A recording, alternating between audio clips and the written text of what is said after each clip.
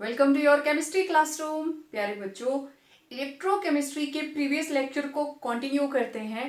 उसमें हमने बात की थी वेरियस टाइप ऑफ कंडक्टिविटीज के बारे में, और आज हम देखेंगे किस तरीके से इनकी कंसंट्रेशन चेंज होने पे इनकी कंडक्टेंस के ऊपर फर्क पड़ता है।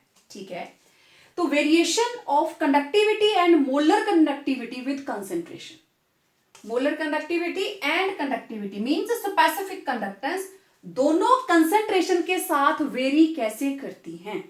देखो, एक सिंपल सी ऑब्जर्वेशन ये है कि electrolytic conductance increases with decrease in concentration, okay, और decreases with increase in concentration. Decrease in concentration का मतलब हुआ डाइल्यूशन, हमने इसको डाइल्यूट कर दिया। डाइल्यूट करेंगे तभी तो कंसंट्रेशन कम होगी ना। अब होता क्या है, क्योंकि कंडक्टेंस किस पे डिपेंड करती है, it depends upon number of ions. तो जितने ज्यादा नंबर ऑफ आयॉन्स ज्यादा होंगे उतनी ही ज्यादा कंडक्टेंस होगी। Greater the number of ions the greater will be conductance. अब डाइल्यूशन के साथ, with dilution more number of ions are produced, so conductance also increase.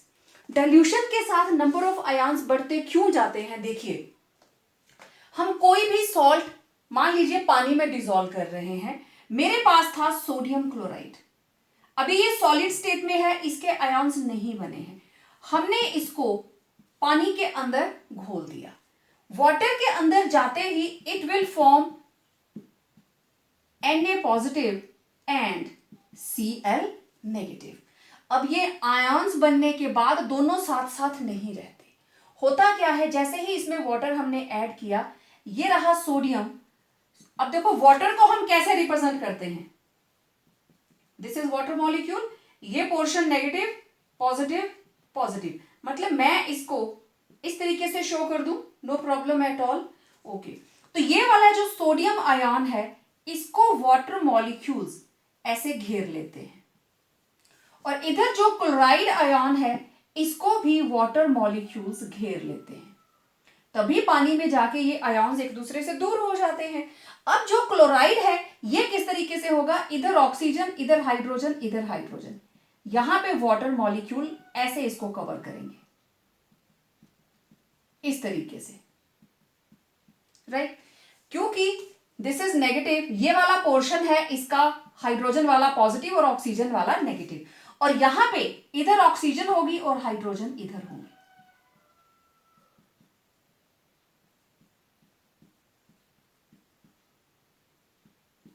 इस तरीके से, इसलिए ये आयॉन्स एक दूसरे के नजदीक नहीं आते। ठीक है, इनके बीच में जितने वाटर मॉलिक्यूल ज्यादा होंगे, वाटर मॉलिक्यूल जितने ज्यादा बढ़ते जाएंगे, इन आयॉन्स के बीच का डिस्टेंस उतना ही ज्यादा बढ़ता जाएगा।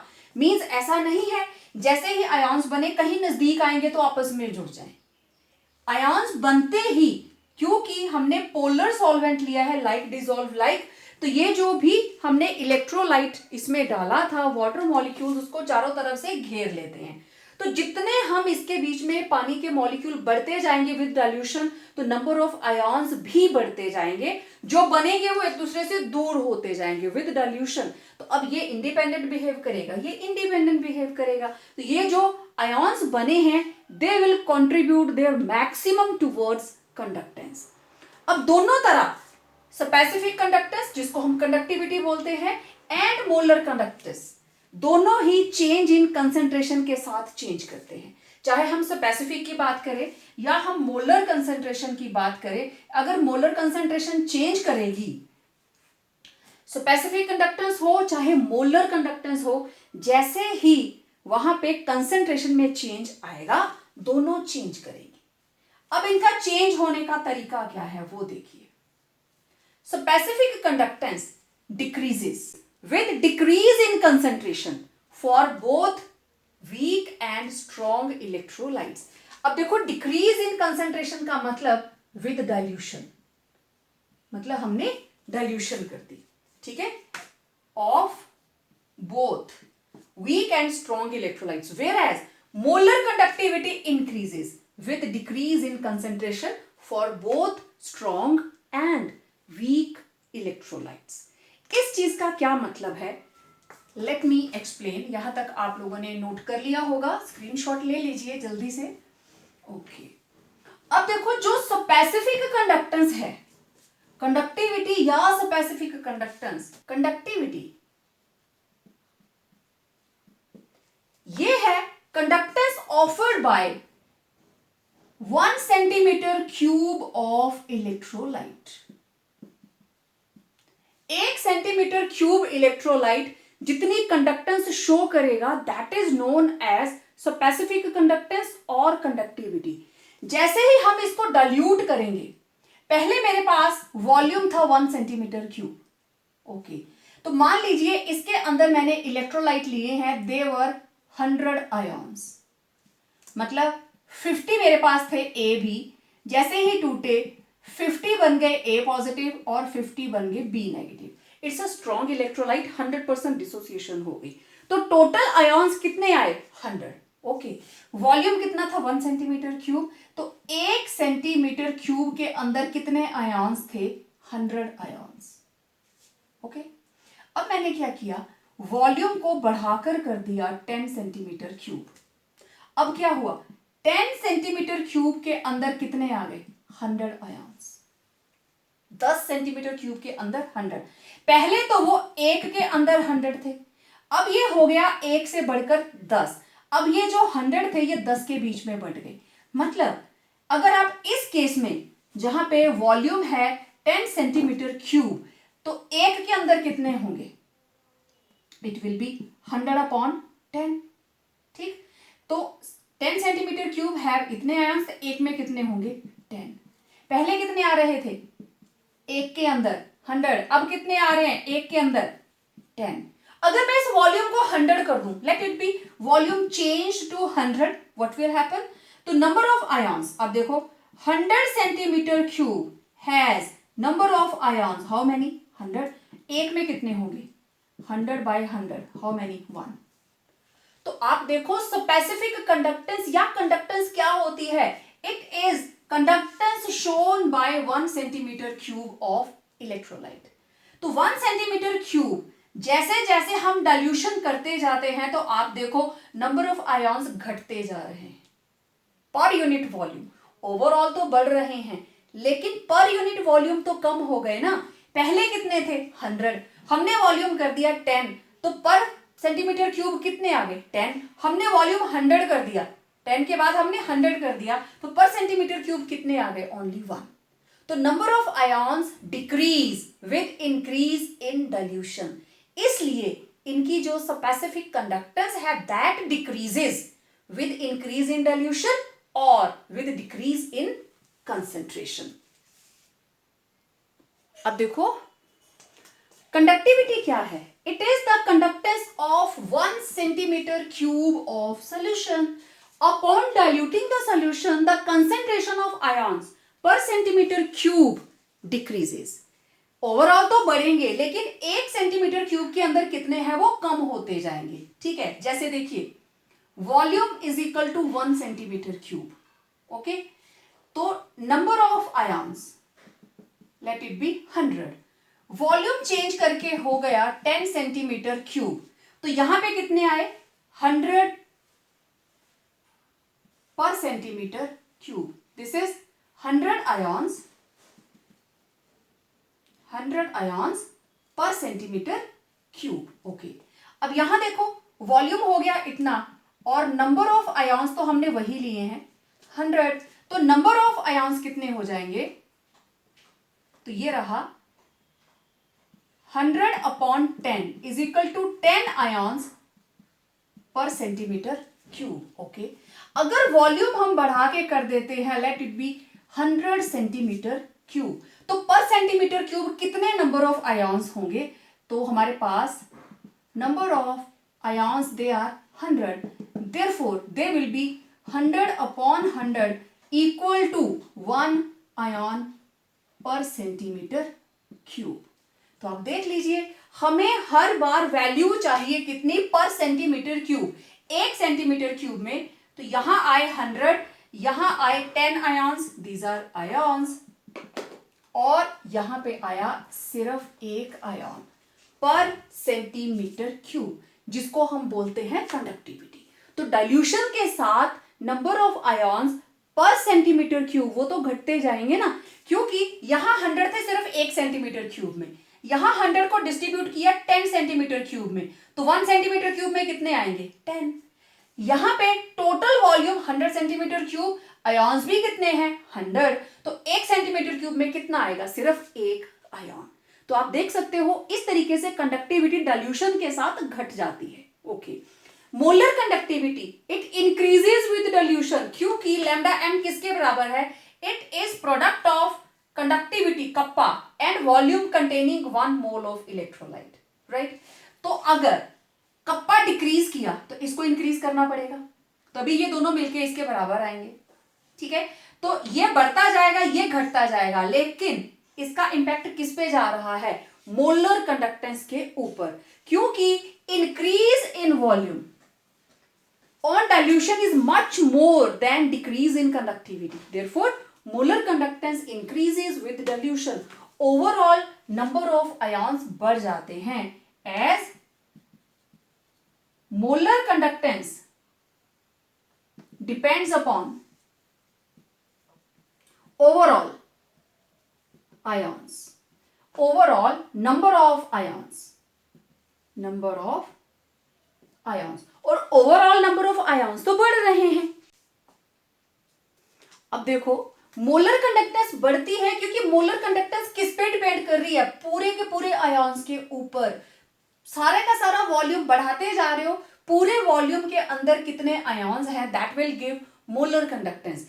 लेकिन स्पेसिफिक क्या है, पर्टिकुलर 1 सेंटीमीटर क्यूब में कितने आए, 100 में 100, 1 में कितने आया 1, है ना, सिंपल, ठीक है। तो इस तरीके से आप देख सकते हो कंडक्टिविटी और स्पेसिफिक कंडक्टेंस ये डिक्रीज करती है, लेकिन molar conductivity it will increase with concentration. Molar के अलावा अगर इक्विवेलेंट भी आ जाता है दैट विल आल्सो इंक्रीज, क्योंकि दोनों में कंसेंट्रेशन का थोड़ा सा डिफरेंस रहता है, फॉर्मूला ही डिफरेंट है, लेकिन उसके अंदर भी इक्विवेलेंट कंडक्टेंस में भी हम ओवरऑल नंबर ऑफ आयन्स देखते हैं, ना कि particular in 1 centimetre cube. Next देखिए, variation of molar conductivity with concentration in case of strong and weak electrolytes. Okay, आमने सामने मैंने कंपैरिजन के साथ इसको नोट किया है। यह है graphical representation of variation of molar conductance with respect to concentration under root और कंसेंट्रेशन 1/2। ओके, दोनों केस में वेरिएबल्स हमने बराबर लिए। ये ग्राफ रहा स्ट्रॉन्ग इलेक्ट्रोलाइट्स का, जैसे KCl, HCl, तो इनके पॉइंट्स आप कहीं पे भी रख लीजिए। इन ग्राफ्स को अगर आप देखें, जैसे जैसे कंसेंट्रेशन घट रही है, इधर को तो बढ़ रही है ना कंसेंट्रेशन, इधर को इंक्रीज कर रही है, इधर को लैम्डा एम इंक्रीज कर रही है, इधर को आते हुए कंसेंट्रेशन कम हो रही है, कंसेंट्रेशन कम हो रही है तो लैम्डा एम की वैल्यू बढ़ रही है। देख लीजिए यहां पे इतनी वैल्यू होगी, इसके कंपैरेटिव इतनी होगी, तो जैसे जैसे कंसेंट्रेशन घट रही है लैम्डा एम की वैल्यू बढ़ रही है। ओके, हमने क्या किया, इन ग्राफ्स को एक्सट्रापोलेट कर दिया, तो ये वाई एक्सिस के ऊपर जाके इसको टच कर जाएंगे ऐसे, राइट। इसी तरीके से आप इसको एक्सट्रापोलेट करेंगे तो it will be like this.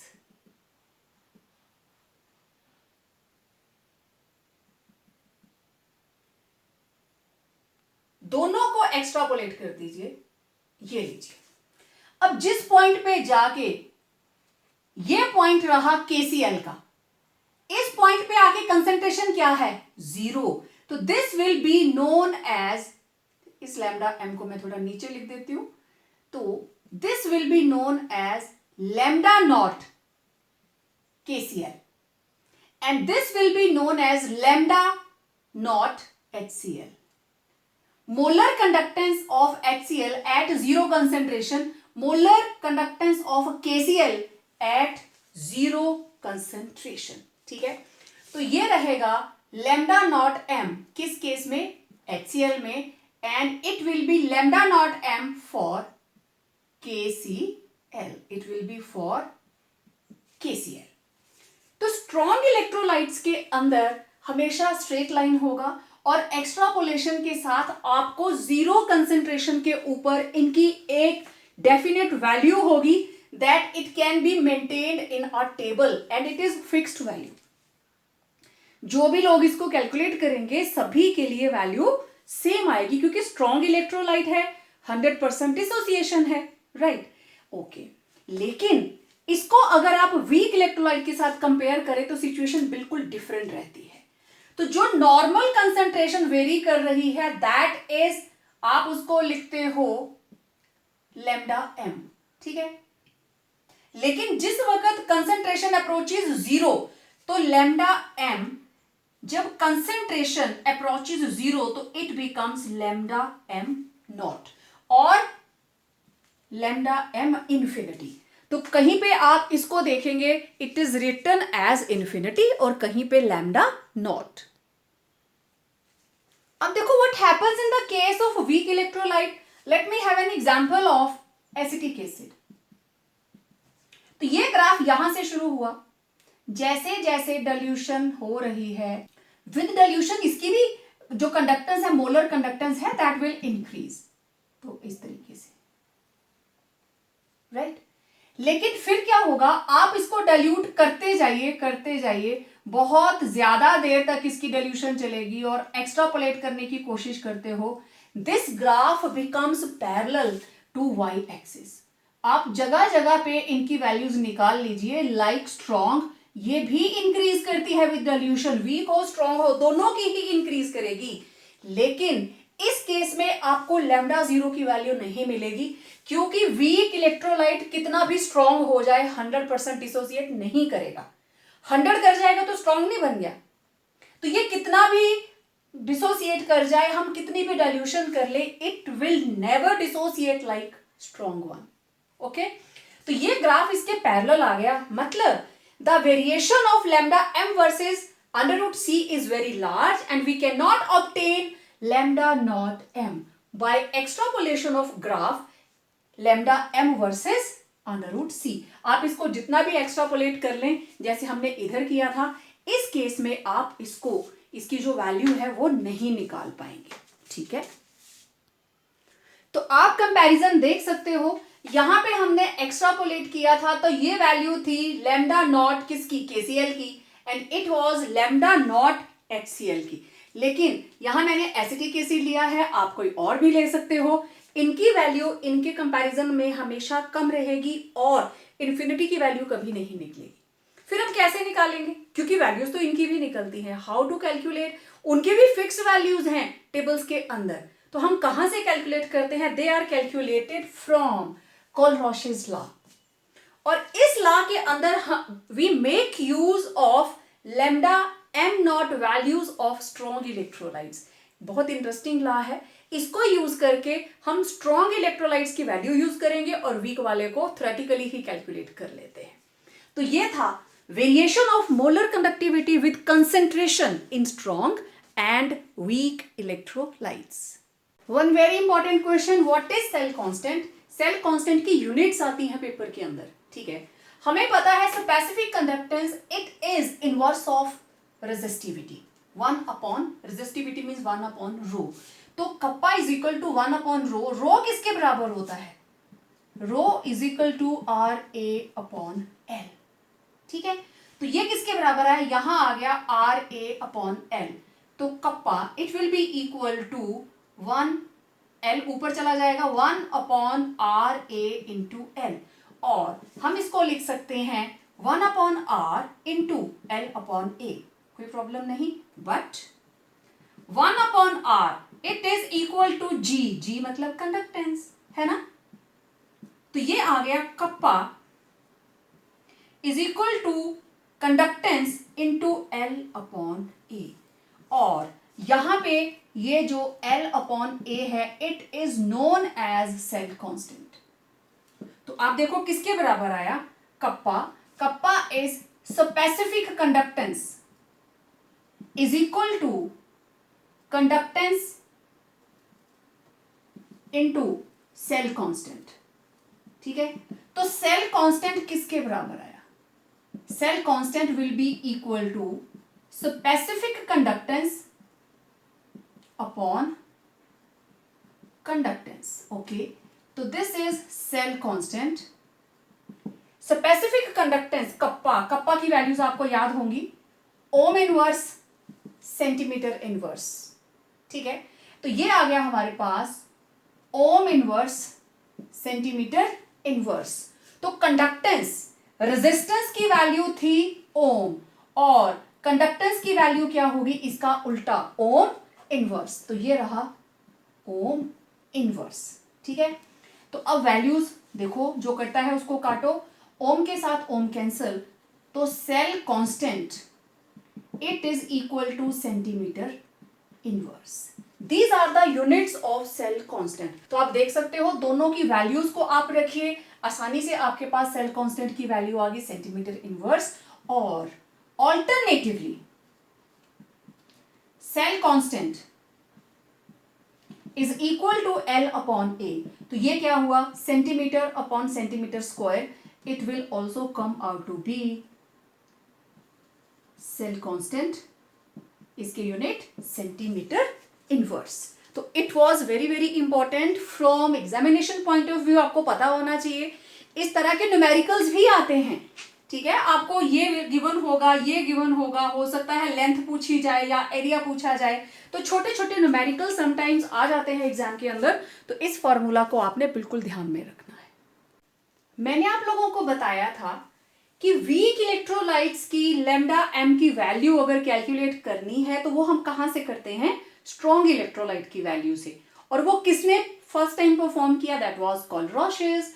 तो देखिए इसने क्या काम किया, उसने जब स्ट्रॉन्ग इलेक्ट्रोलाइट्स की डिफरेंट वैल्यूज को स्टडी किया तो देयर वाज अ पैटर्न.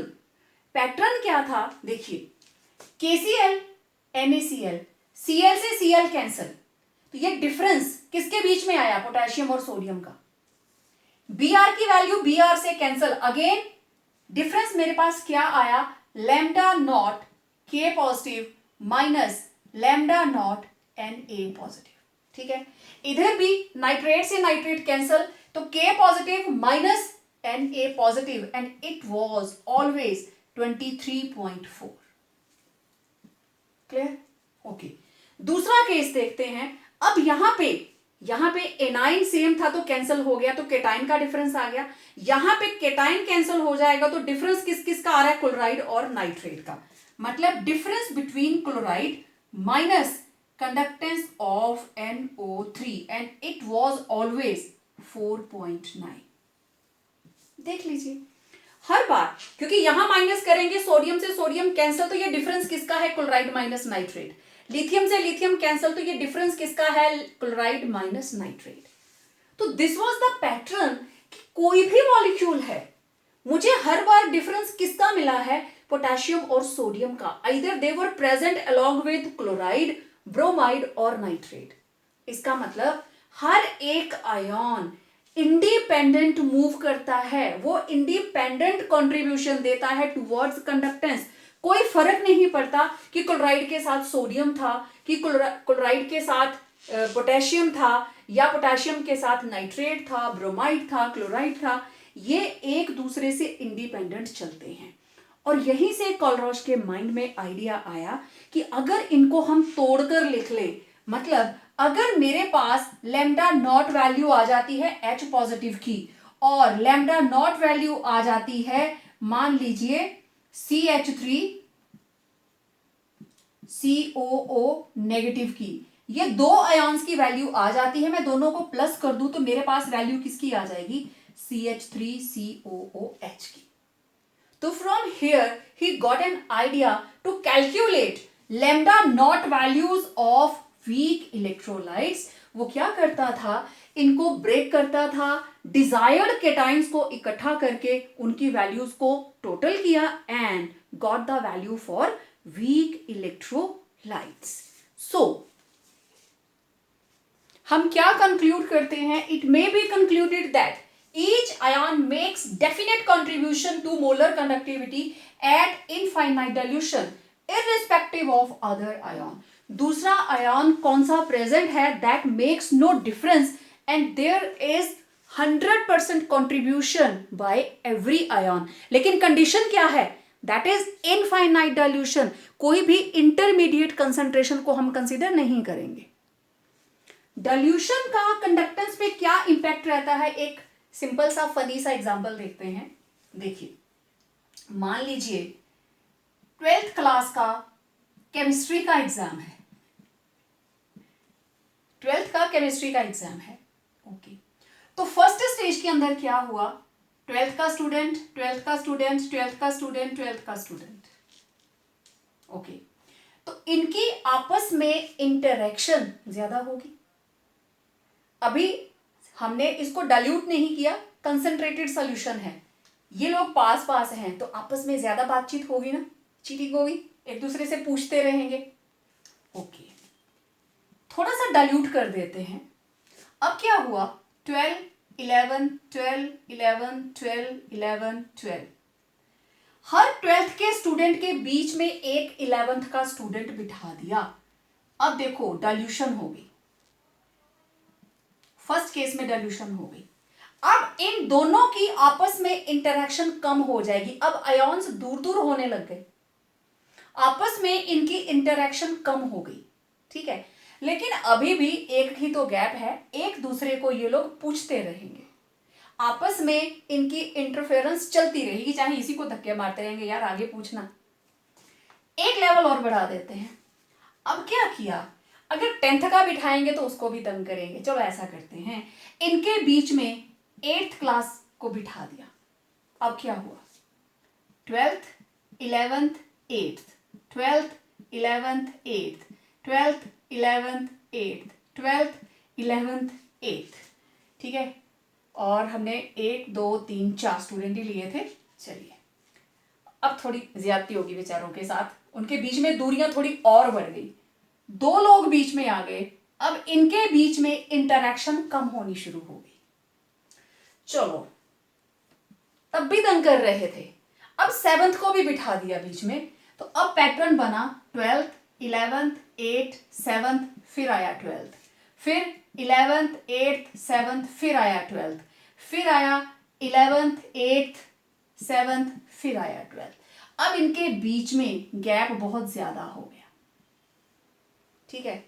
इसके भी आगे की स्टेज में बना देती हूं, हमने और ज्यादा डाइल्यूट कर दिया, इधर 8th के बाद 7th बिठाई थी ना, अब हमने क्या किया, 6th भी बिठा दी बीच में। तो अब देखना क्या हो गया, 12th, 11th, 8th, 7th, 6th, 12th, 11th, 8th, 7th, 6th, 12th, 11th, 8th, 7th, 6th। अब इनके बीच में बहुत ज्यादा गैप आ गया, and it is not possible to disturb each other. अब ये लोग एक दूसरे के साथ इंटरेक्ट नहीं कर पाएंगे। अब हो गई 100% डाइल्यूशन, बहुत डाइल्यूट हो गया। ये एग्जाम्पल कॉपी में मत लिखने बैठ जाना, सिर्फ समझाने के लिए बता रहे। इस सिचुएशन में क्या होगा, यहां तक भी इनको लग रहा था कि चलो एंड में जाके मल्टीपल चॉइस के ही पूछ लेंगे एक दूसरे से, लेकिन अब हो गई 100% डाइल्यूशन, इनफाइनाइट डाइल्यूशन। इससे ज्यादा उनके बीच में ज्यादा दूरी बढ़ाने की जरूरत ही नहीं, impossible to contact each other. अब क्या करेंगे, अब ये स्टूडेंट अपना 100% देंगे, चाहे उनको कम आता था चाहे उनको ज्यादा आता था, दैट मेक्स नो डिफरेंस। लेकिन इस सिचुएशन में जब दे आर डाइल्यूटेड 100%, अब कोई चांस नहीं है आपस में इंटरेक्शन का, इतना पानी उनके बीच में आ चुका है, एक दूसरे से दूरी इतनी बढ़ चुकी है, now they will move independent of each other. लेकिन अगर ये हम डाइल्यूशन कम करनी शुरू कर दे, रिवर्स आना शुरू कर दो, तो वो पास पास आ जाएंगे, इंटरेक्शन बढ़ जाएगी। आयॉन्स भी ऐसे ही करते हैं, अगर उनकी डाइल्यूशन कम है, सोल्यूशन है कंसंट्रेटेड, तो वो केटाइन एनाइन, एनाइन केटाइन, ये साथ साथ ऐसे पास पास रहेंगे, इनकी ज्यादा कंडक्टेंस नहीं होगी। लेकिन जैसे ही हम इनको डाइल्यूट करते जाते हैं, वाटर मॉलिक्यूल आते जाते हैं बीच में, इनके बीच में दूरियां बढ़ती जाती हैं। दूरियां बढ़ती जाएंगी तो एक सिचुएशन ऐसी आ जाती है कि अब क्योंकि इन आयॉन्स को भी तो वाटर मॉलिक्यूल, आपको मैंने बताया था ना, होल्ड करके रखते हैं, पॉजिटिव और नेगेटिव चार्जेस बैलेंस करके रखते हैं, तो no chance of intermolecular attractions again, तो they will, ions will contribute their maximum 100%। उनको फर्क ही नहीं पड़ेगा कि उनकी विसिनिटी में कौन है। ठीक है, कि दूसरा उनका मेंबर कहां पे है, उस रूम में है या नहीं, that makes no difference, every ion will contribute their 100%. It happens in our classrooms. So इस तरीके से कोलरोशिस ने स्ट्रॉन्ग इलेक्ट्रोलाइट्स को स्टडी किया और अब देखते हैं उसने क्या ला दिया. Now this is the most important topic of this chapter. इसका न्यूमेरिकल एग्जाम में आएगा ही आएगा, चाहे मल्टीपल में आए चाहे वो दूसरे क्वेश्चंस के अंदर. तो व्हाट इज कोलरोशिस लॉ? आपने देखा उसने जो पैटर्न फॉलो किया था तो वहीं से उसने लॉ बना दिया that at infinite dilution when the dissociation is complete, electrolyte की dissociation 100%, then each ion makes a definite contribution towards molar conductivity of the electrolyte irrespective of the nature of other ions with which it is associated. जिसके साथ वो जुड़ा हुआ था उसको कोई फर्क नहीं पड़ता कि उसके साथ दूसरा आयन कौन सा है. इसका मतलब इनफाइनाइट डाइल्यूशन के ऊपर किसी भी सॉल्ट की मोलर कंडक्टिविटी को आप उसके इंडिविजुअल आयन्स की कंट्रीब्यूशन के सम टोटल के बराबर लिख सकते हो. कैसे? फॉर एग्जाम्पल अगर मेरे पास है lambda not M A B, कोई सॉल्ट है ए बी, तो ये किसके बराबर होगा? मैं इसे ब्रैकेट में ले लेती हूं. It will be equal to lambda naught molar conductivity of A positive plus lambda not M molar conductivity of chloride, sorry of B negative, right. तो हम ए बी को रिप्लेस कर लेते हैं. तो that is lambda M CH3COOH. It will be equal to lambda not M CH3COO negative plus lambda not M H positive. Okay, कोई और ले लेते हैं. Lambda not M calcium chloride किसके बराबर होगा? लैम्डा नॉट एम केटाइन आएगा calcium 2 positive plus lambda not M किसका? Chloride ion. लेकिन कितने क्लोराइड आयन्स हैं? 2. तो it will be multiplied by 2 into lambda M Cl negative. अच्छा, अगर मेरे पास है lambda not M aluminium sulphate, ये रहा एल्यूमिनियम सल्फेट, देखो Al2SO4 थ्राइस, मतलब जब ये टूटेगा तो इसमें से निकलेंगे 2 एल्यूमिनियम और 3 सल्फेट.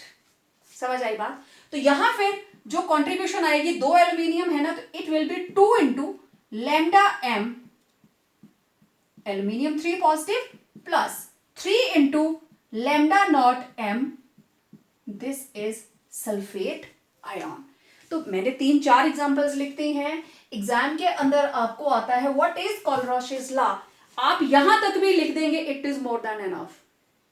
डेफिनेशन और एक एग्जांपल, इसको लिख लीजिए साथ में, तो it will solve the purpose. तो इस तरीके से कोलरोशिस लॉ को हम यूज करेंगे for the calculation of lambda not for weak electrolytes. कैसे? इसके न्यूमेरिकल्स देखते हैं. अब देखो कोलरोशिस लॉ की एप्लीकेशंस, एक तो हम वीक इलेक्ट्रोलाइट्स की lambda M infinity infinite dilution के ऊपर मोलर कंडक्टिविटी निकालेंगे. And second very important from numericals point of view, हम अल्फा निकालेंगे. और अल्फा किसके बराबर होगा? It will be lambda M at given concentration divided by lambda M at infinite dilution. तो ये वैल्यू आपको गिवन होगी, ये वैल्यू समटाइम्स गिवन होगी, नहीं दी होगी तो आप लोग इसको कैलकुलेट कर लेंगे उसके केटाइन और एनाइन की वैल्यू से. ठीक है, डिपेंड करता है डायरेक्ट दी है वैल्यू आपको या आपको उसको कैलकुलेट करना पड़ेगा. तो इन चीजों को यूज करके हम हमारी दूसरी application, we will calculate the value of degree of dissociation. Okay, अब देखते हैं किस तरीके से इनको हम सॉल्व करेंगे. देखिए first numerical, the molar conductivities eight infinite dilutions for sodium acetate, HCl and sodium chloride are 91, 425 and 126.4 Simon centimeters per mole inverse at 298 Kelvin. तो कहता है एसिटिक एसिड की लैम्डा एम नॉट निकालिए. ओके, अब देखो आपको गिवन क्या क्या है. It is lambda not M CH3COONA। Sodium acetate की वैल्यू आपको गिवन है, how much? This is 91 siemens centimetre square mole inverse. फिर आपको गिवन है lambda naught m, next is HCl, it is equal to 425, ये रहे units, lambda m NaCl and it will be equal to 126.4 और ये रहे इसके units Simon centimetre square mole inverse. आपको क्या चाहिए? रिक्वायर्ड है आपको किस चीज का पता करना है? Acetic acid. You have to calculate CH3COOH। ये आपको कहां से मिलेगा? Lambda naught CH3COOH। अगर आपके पास ये चीज आ जाए lambda naught CH3COO negative plus lambda naught H positive, this is molar conductivity, lambda naught M molar conductivity.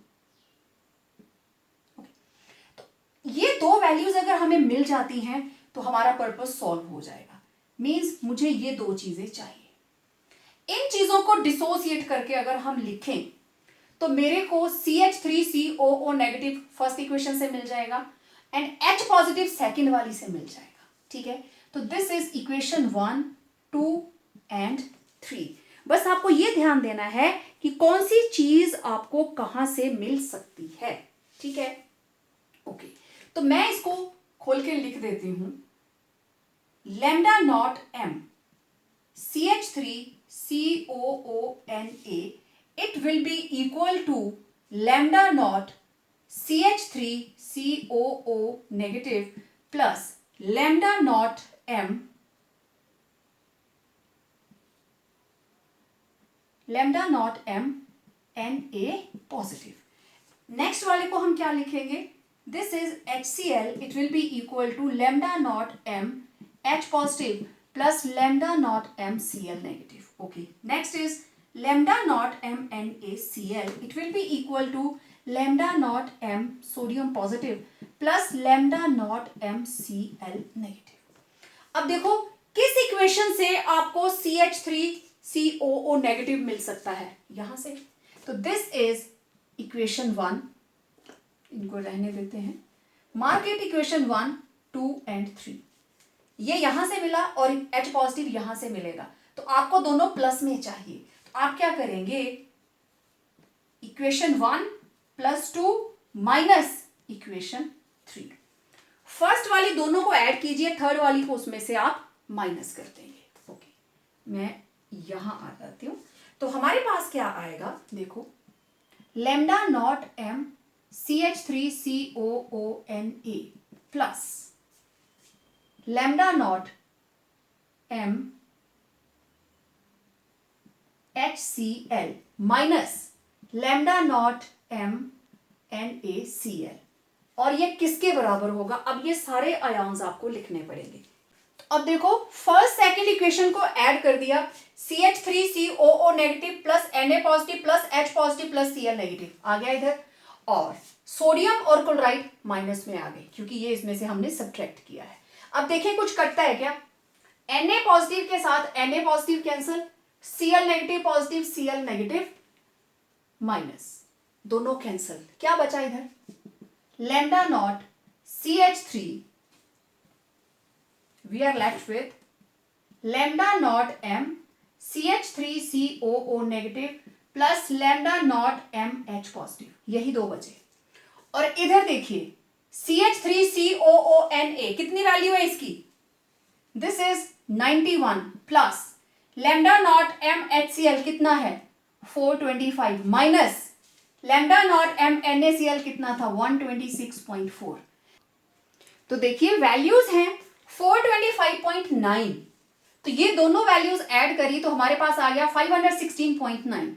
ठीक है, 425.9 प्लस 91, तो इट विल 9615। ओके, इसमें से हम किसको माइनस करने वाले हैं?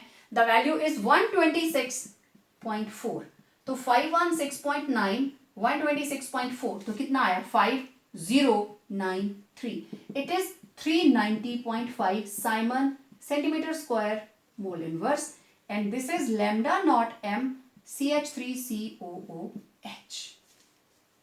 तो इस तरीके से आपने देखा वेरियस स्ट्रॉन्ग इलेक्ट्रोलाइट्स की वैल्यूज को यूज करके हमने कैलकुलेट कर ली value of lambda not M acetic acid, जो कि वीक इलेक्ट्रोलाइट था। ये फर्स्ट न्यूमेरिकल था, इसलिए मैंने इसको पूरा एक्सप्लेन करके आपको बता दिया। अदरवाइज आप क्या करेंगे, यहीं पे ये चीज खत्म हो जाएगी, आप यहीं पे 1 + 2 - 3 कर देंगे। जस्ट ये देखिए, ये टूटेगा तो ये एनाइन ये केटाइन, तो आपको चाहिए एक ये और एक ये, दोनों ऐड करेंगे, ये दोनों एडिशन में आ गए, ये उसमें से माइनस हो जाएगा। ठीक है, विद प्रैक्टिस आप बिल्कुल मास्टरी कर जाओगे न्यूमेरिकल्स की। अब देखते हैं नेक्स्ट न्यूमेरिकल। देखिए next numerical, calculate lambda M of AgCl। आपको इसको कैलकुलेट करना है और ये डाटा आपके पास गिवन है। ठीक है, रिक्वायर्ड इज टू फाइंड, आपको पता करना है लैम्डा नॉट एम AgCl, ये आपको निकालना है। और आपको AgCl कहां से मिलेगा, it will be lambda Ag positive plus lambda not M Cl negative. आपको ये चीज चाहिए। ठीक है, दिखने में तो यहीं से पता चल रहा है, यहां से सिल्वर आएगा, यहां से क्लोराइड आएगा, और कोई सिस्टम है ही नहीं। चलो मैं इसको ब्रेक करके लिख लेती हूं, lambda M AgNO3 it will be equal to lambda not M Ag positive plus lambda not M NO3 negative, lambda not M KCl, lambda not M K positive plus lambda naught m Cl negative, then it is KNO3, it will be lambda naught m K positive plus lambda naught m NO3 negative। तो silver मुझे मिलेगा first equation से, chloride मुझे मिलेगा second equation से, तो potassium और nitrate भी एडिशन में आ जाएंगे, तो इनको मुझे माइनस करना पड़ेगा, तो it will be the third equation. तो हमें क्या करना है, add 1 and 2 and subtract 3 from their sum। उनके सम में से हमें थर्ड इक्वेशन को माइनस करना है। ओके, तो देखें अब आया हमारे पास lambda not M AgNO3 plus lambda not M KNO3 minus lambda not M KCl minus lambda not M KNO3। अब इसके बराबर हमने इनके आयन्स लिखे हैं ना, लिख दीजिए AgNO3 it will be lambda not M Ag positive plus lambda not M NO3 negative plus lambda not M K positive plus lambda not M Cl negative, minus क्या आया KNO3, it will be lambda not M K positive minus lambda not M NO3 negative. देखिए कुछ कटता है क्या, बिल्कुल कटता है, ये दोनों कैंसल, ये दोनों कैंसल, इधर कौन बचा, lambda not M Ag positive plus lambda not M Cl negative. देख लीजिए यही दोनों बचे हैं हमारे पास। अब आपको इनकी वैल्यूज पुट करनी है। AgNO3 की वैल्यू कितनी थी, it was 13.34 plus 14.99 minus 14.49, this is 14.99, 14.99, तो ये दोनों कैंसिल, तो ये आया हमारे पास lambda not M Ag positive plus Cl negative, ये किसके बराबर आ गया, AgCl। ठीक है, और ये किसके बराबर आया 13.34, तो lambda not M AgCl is equal to 13.34 siemens centimetre square mole inverse. ठीक है, तो इस तरीके से आप इन न्यूमेरिकल्स को सॉल्व करेंगे। बस ये देखो कौन सा आयन आपको कहां से मिलेगा।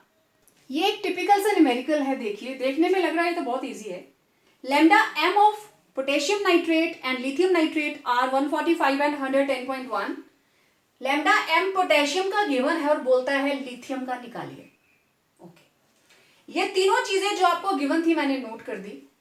Lambda not M potassium nitrate, lithium nitrate and potassium. आपको पता करना है lambda not M lithium positive, ये वैल्यू आपको निकालनी है। और ये वैल्यू कहां से निकलेगी? इस वैल्यू में से। ठीक है, ऐसा करते हैं, इस वैल्यू की पूरी वैल्यू तो हमें पता है। देखो लिथियम नाइट्रेट हमें पता है, ये टूटेगा किसमें? लिथियम और नाइट्रेट में। ये वैल्यू 110.5 ये मुझे निकालनी है, ये मुझे पता नहीं है। तो किसी तरीके से अगर मेरे पास ये वैल्यू आ जाए तो मुझे लिथियम की वैल्यू मिल जाएगी। तो ये वैल्यू कहां से मिल सकती है? पोटेशियम की वैल्यू गिवन है, बस थोड़ा सा माइंड अप्लाई कीजिए। ठीक है, okay, we know lambda naught m KNO3 it will be equal to lambda naught mk positive plus lambda naught m nitrate, right? ये गिवन है, कितनी है? दिस इज 145 इक्वल टू, ये भी गिवन है 73.5 plus lambda naught m nitrate। इसकी value निकालेंगे, ये इधर आके माइनस हो जाएगा। lambda naught m nitrate it will be equal to 145 minus 73.5। तो 145 में से 73.5 हम माइनस कर रहे हैं, तो दिस इज 5, 4 में से 3 गए 1, 7 प्लस 7, तो इट विल बी 71.5। ये वैल्यू आ गई lambda naught m nitrate। Nitrate ion की वैल्यू आई 71.5 Simon centimetre square mole inverse. Okay, अब देखो next, now lambda naught m lithium nitrate किसके बराबर होगा? lambda naught m lithium positive plus lambda naught m NO3 negative, है ना? ये value given है, हाउ मच? 110.1 इक्वल टू, ये वैल्यू हमें निकालनी है, प्लस नाइट्रेट की कितनी आई? यस 71.5। तो lambda m lithium positive will be equal to 110.1 minus 71.5। तो 110.1 71.5 ये आ गया 6, 9 में से 1 गए 8 और ये आ गया 38.6। तो lambda naught m lithium positive will be equal to 38.6 siemens centimetre square mole inverse. तो हमेशा ऐसा नहीं होगा कि अलग अलग वैल्यूज को कैलकुलेट करके आपके पास आंसर आ जाएगा कि यहाँ इसको ऐड किया इसको minus. It will not work every time. थोड़ा सा माइंड अप्लाई कीजिए, क्योंकि आपको लिथियम की वैल्यू चाहिए और लिथियम की वैल्यू मिल सकती है लिथियम नाइट्रेट में से, अगर आपको इसकी वैल्यू पता चल जाए। और दूसरी तरफ उसने पोटेशियम की वैल्यू दी है, तो पहले वहां से हमने निकाली नाइट्रेट की वैल्यू, उसके बाद उसको लिथियम नाइट्रेट के अंदर पुट किया and we got the lambda naught m for lithium positive. Next देखिए, इस न्यूमेरिकल के अंदर हमें डिग्री ऑफ डिसोसिएशन निकालनी है। lambda naught m for ammonium hydroxide eight concentration of 0.2 molar and 0.01 molar. Okay, तो हमें जो जो गिवन है हम साथ साथ लिखते जाएंगे। Given concentration of ammonium hydroxide 0.2 molar और दूसरी साइड है concentration of ammonium hydroxide, it was 0.01 molar. ये दो चीजें आ गई हमारे पास। ठीक है, ओके। एक्चुअली ये एक न्यूमेरिकल के अंदर दो न्यूमेरिकल्स कर दिए हैं, फॉर्मूला सेम लगेगा। और इनकी गिवन कंसेंट्रेशन के ऊपर कंडक्टेंस 0.2 की है 3.6 Simon centimetre square mole inverse, और गिवन कंसेंट्रेशन के ऊपर मोलर कंडक्टेंस फॉर जो इसकी कंसेंट्रेशन है 0.01 और ये थी 0.2 molar, it is 34 Simon centimetre square mole inverse. देखो ये कंसेंट्रेशन ज्यादा है तो कंडक्टेंस कम, ये कंसेंट्रेशन कम है तो कंडक्टेंस ज्यादा है। और जो चीज दोनों के लिए कॉमन आएगी that is lambda naught m ammonium hydroxide. Infinity के ऊपर इसकी वैल्यू इट इज गिवन 271.1, ये दोनों के लिए कॉमन है। इसके आगे फिर से हम न्यूमेरिकल को दोनों तरफ अलग अलग करके सॉल्व करेंगे, ठीक है। ओके, तो अल्फा किसके बराबर था? It was lambda M at given concentration divided by lambda M in the infinite dilution. Put all the values. तो ये वैल्यू थी 3.6 और इन्फिनिटी के ऊपर वैल्यू आ गई 271.1। फॉर्मूला बिल्कुल सिंपल। देखो एक्चुअली हो सकता है पेपर में सिर्फ यही आए कि इस कंसेंट्रेशन पे इतनी वैल्यू है और ये इन्फिनिटी पे दी है, तो बताओ डिग्री ऑफ डिसोसिएशन कितना है। सेम ऐसे ही हमें पता है अल्फा किसके बराबर होता है? लैम्डा गिवन कंसेंट्रेशन के ऊपर divided by lambda not M. तो कितनी थी गिवन कंसेंट्रेशन पे? 34 डिवाइडेड बाय 271.1।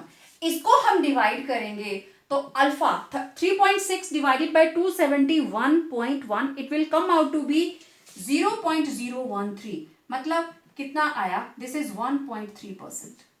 100 से मल्टीप्लाई करेंगे इट विल बी 1.3%। तो ये रहा फ्रैक्शन में और ये रहा परसेंटेज में। इधर 34 को डिवाइड करेंगे 271.1 के साथ, तो क्वाइट ऑब्वियस दिखती सी बात है इसकी डिग्री ऑफ डिसोसिएशन ज्यादा आएगी। इट इज 0.125 और alpha it will be equal to 12.5%। तो 12.5% होगा इसका डिग्री ऑफ डिसोसिएशन और इसका होगा 1.3%। बहुत सिंपल सा न्यूमेरिकल रहता है। मल्टीपल चॉइस में मैक्सिमम आते हैं ये वाले क्वेश्चंस। इतना बड़ा उन्होंने स्टेटमेंट दिया होगा, बस आपको करना क्या है, गिवन कंसेंट्रेशन के ऊपर जो उसकी कंडक्टेंस है उसको डिवाइड कर दीजिए, जो लैम्डा एम। ये हमारे पास फॉर्मूला है। मैंने आपको बताया था it is very very important from numerical and examination point of view. एक और न्यूमेरिकल देखते हैं। Calculate degree of dissociation of acetic acid if it's molar conductivity is 39.03 Simon centimetre square mole inverse. देखो इस लाइन के अंदर कहीं पे भी इन्फिनिटी वर्ड यूज हुआ नहीं। इसका मतलब आपको गिवन क्या है? Lambda see it is 39.03 Simon centimetre square mole inverse. ठीक है, ये आपको मोलर कंडक्टिविटी दी है। ओके, अब मुझे अल्फा निकालना है। We know alpha is equal to lambda M C upon lambda M infinity.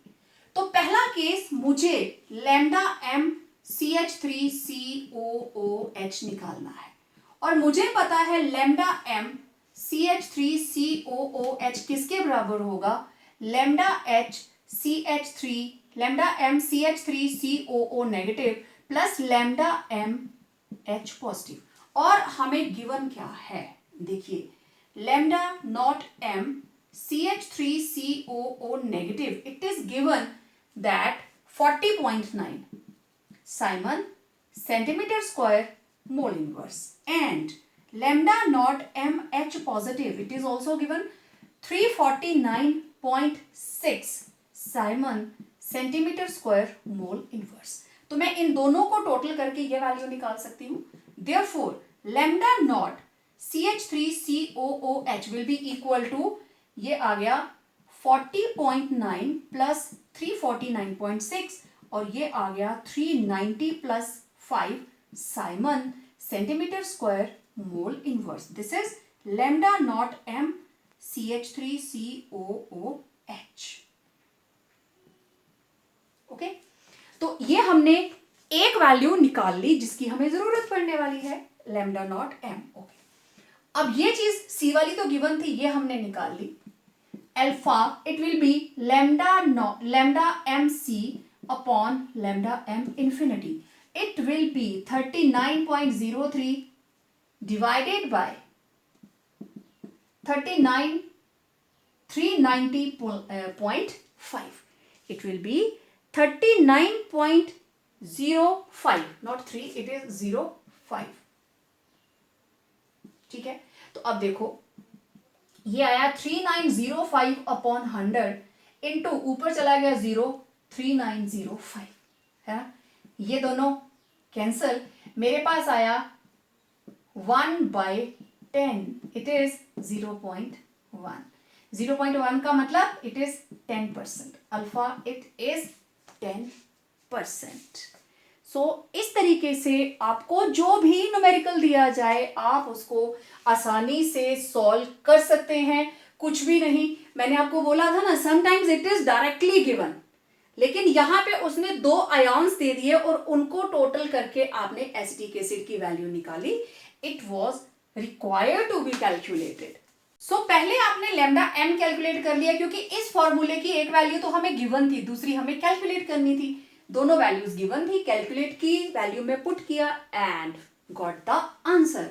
तो इस तरीके के छोटे छोटे न्यूमेरिकल्स आते हैं which are very very important from examination point of view. So आज के वीडियो में इतना ही. आपने डाइल्यूशन का क्या इम्पैक्ट होता है स्पेसिफिक कंडक्टेंस और मोलर कंडक्टिविटी के ऊपर, उसको अच्छे से समझ लिया होगा. And above all, variation of molar conductivity of strong and weak electrolytes, और वीक इलेक्ट्रोलाइट्स को हम किस तरीके से इन्फिनिटी के ऊपर उनकी वैल्यू निकाल सकते हैं. We need a law that was Kohlrausch's law, और उस लॉ के बेस पे जितने भी इंपॉर्टेंट न्यूमेरिकल्स बनते थे, जितनी टाइप्स के, I tried my level best to include each and every type. Stay tuned for the upcoming videos. Till then, complete your notes and yes, revise the numericals.